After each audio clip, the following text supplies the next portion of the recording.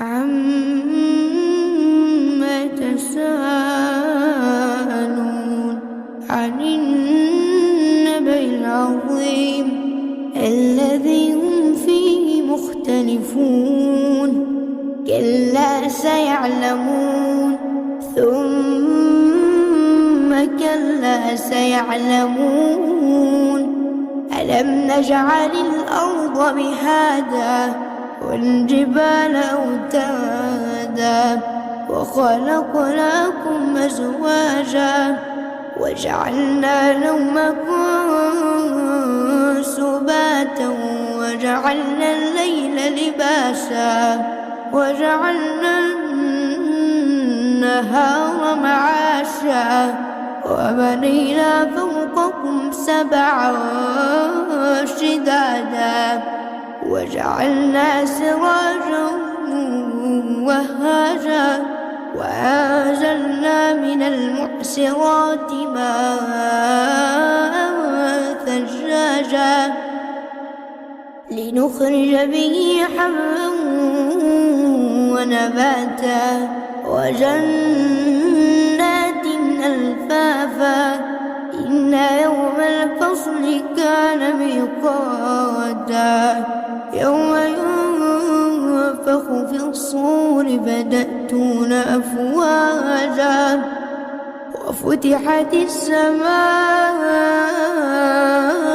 فكانت أبوابا وسيرت الجبال فكانت سرابا إن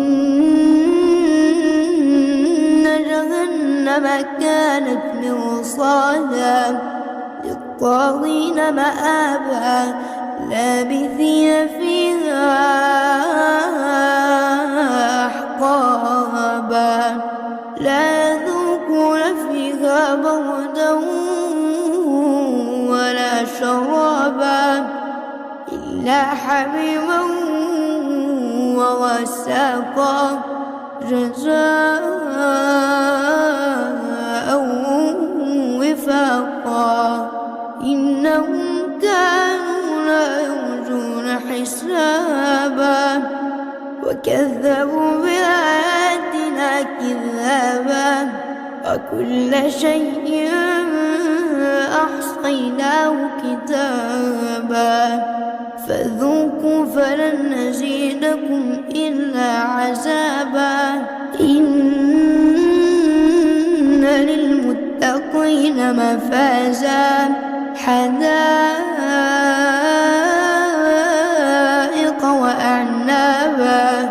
وكواعب أترابا وكأسا دهاقا لا يسمعون فيها لغوا ولا كذابا جزاء من ربك عطاء